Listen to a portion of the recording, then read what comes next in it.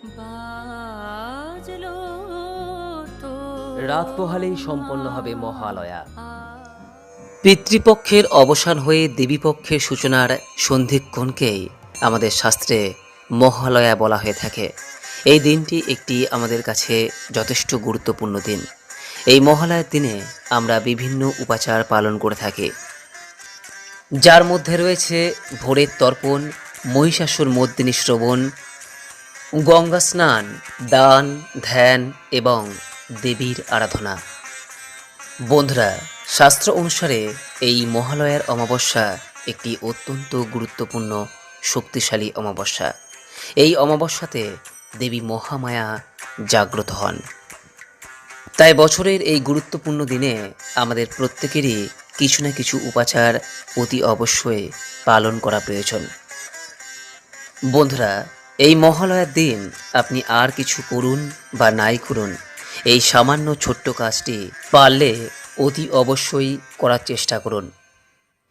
মহালয়ার দিন সন্ধেবেলায় বাড়ির এই স্থানে একটি প্রদীপ অবশ্যই জ্বালান। বন্ধুরা, এই কাজটি বাড়ির যে কেউ করতে পারেন, নিজের বাড়িতেও করতে পারেন, বা আপনি যদি কোনো বাড়িতে ভাড়া থাকেন বা এই মহালয়ার দিন কোনো স্থানে গিয়েও থাকেন, সেই স্থানেও এই ছোট্ট কাজটি আপনি করতে পারেন। বন্ধুরা, মহালয়ার দিন এই সামান্য কাজের মাধ্যমেও দেবী মহামায়ার আশীর্বাদ ধন্য লাভ করা সম্ভব। মহালয়ার দিনে যে সমস্ত উপাচার পালনের কথা বলা হয়, অনেক সময় আমাদের ইচ্ছা থাকলেও তা করা সম্ভবপর হয়ে ওঠে না। যদি এমনটা আপনার ক্ষেত্রে হয়ে থাকে, তাহলে মহালয়ার দিন সন্ধেবেলায় এই সামান্য ছোট্ট কাজটির মাধ্যমেও আপনি দেবী মহামায়াকে সন্তুষ্ট করে আপনার জীবনের সমস্ত অন্ধকার দূর করতে সক্ষম হতে পারেন। তবে বন্ধুরা, যা কিছুই করবেন না কেন, পূর্ণ বিশ্বাস এবং নিষ্ঠার সঙ্গে করবেন, কারণ অবিশ্বাসের সঙ্গে করা কোনো কিছুই বাস্তবে কোনো ফল দেয় না। যাই হোক, মহালয়ার দিনে আপনি কিভাবে এই প্রদীপ প্রজ্বলন করবেন এবং কোন স্থানে প্রদীপ প্রজ্বলন করতে হয়, সেই প্রসঙ্গেই আপনাদের সামনে এবার বিস্তারিত আলোচনা করব। নমস্কার দর্শক বন্ধুরা, অমৃত কথা এই চ্যানেলে জানায় আপনাদের সুস্বাগতম। ভারতীয় দর্শন, শাস্ত্র এবং বিভিন্ন দেবদেবীর পূজা অর্চনা পদ্ধতি এই চ্যানেলের মূল আলোচনার বিষয়বস্তু। বন্ধুরা, আমাদের হিন্দু গৃহস্থের এমন কোনো বাড়ি নেই যেখানে সন্ধেবেলায় তুলসী মঞ্চে প্রদীপ প্রজ্বলন করা হয় না। মহালয়ার দিনে তুলসী মঞ্চে একটি প্রদীপ প্রজ্বলন করার পাশাপাশি বাড়ির এই স্থানেও একটি প্রদীপ প্রজ্বলন করা প্রয়োজন। আর প্রদীপ যদি একান্তই না থাকে, তাহলে সেক্ষেত্রে আপনি একটি মোমবাতিও জ্বালাতে পারেন। প্রদীপের ক্ষেত্রে সবথেকে ভালো হয় আপনি মাটির প্রদীপ ব্যবহার করবেন। আর যদি মাটির প্রদীপ নাও থাকে, তাহলে সেক্ষেত্রে আপনি যে কোনো প্রকার প্রদীপ ব্যবহার করতে পারেন। মোমবাতি তখনই কেবলমাত্র ব্যবহার করবেন যখন আপনি প্রদীপ সংগ্রহ করতে পারবেন না, তার আগে কিন্তু কখনোই মোমবাতি নয়। প্রদীপটি যদি ঘিয়ের প্রদীপ হয়, তাহলে সেক্ষেত্রে সবথেকে ভালো হয়। আর তা যদি না পারেন, তাহলে সেক্ষেত্রে আপনি তেলের প্রদীপও ব্যবহার করতে পারেন। সবার প্রথমে যে বিষয়টি আপনাকে করতে হবে, আপনি নিশ্চয়ই তুলসী তলায় সন্ধেবেলায় প্রদীপ প্রজ্বলন করেন এবং ধূপকাঠি দেন। সন্ধেবেলায় তুলসী মঞ্চে প্রদীপ প্রজ্বলন এবং ধূপকাঠি দেওয়ার পর তুলসী মঞ্চটিকে 3 বার প্রদক্ষিণ করবেন এবং 3 বার প্রদক্ষিণ করে একটি মন্ত্র উচ্চারণ করবেন, তা হলো ওম নমো ভগবতে বাসুদেবায়। এই মন্ত্রটি 3 বার উচ্চারণ করার পর তুলসী মঞ্চে সম্ভব হলে একটি প্রদীপ জ্বালিয়ে রাখবেন।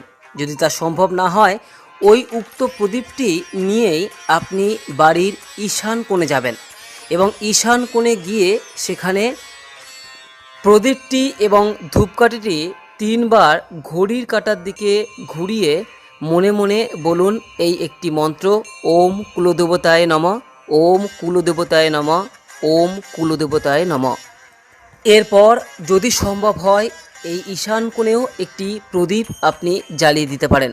আর তা যদি সম্ভব না হয়, তাহলে সেক্ষেত্রে যে প্রদীপটি সন্ধ্যা প্রদীপ হিসেবে ব্যবহার করছেন সেই প্রদীপটি আপনি ঈশান কোণে ব্যবহার করুন এবং তারপর উক্ত প্রদীপটি এবং ধূপকাঠিটি আপনার গৃহের সর্বত্র নিয়ে যান এবং সর্বশেষে যেখান থেকে আপনি এই প্রদীপ প্রজ্বলন করেছিলেন অর্থাৎ ঠাকুর ঘরে, সেই ঠাকুর ঘরে উক্ত প্রদীপটি নিয়ে যান এবং সেখানে প্রদীপটি ধূপকাঠি সহযোগে আবারও 3 বার ঘড়ির কাঁটার দিকে ঘুরিয়ে মনে মনে বা সশব্দে বলুন, ওম সর্বমঙ্গল মঙ্গলে শিবে সর্বার্থ সাধিকে শরণ্যে ত্রম্বকে গৌরী নারায়ণী নমস্তুতে।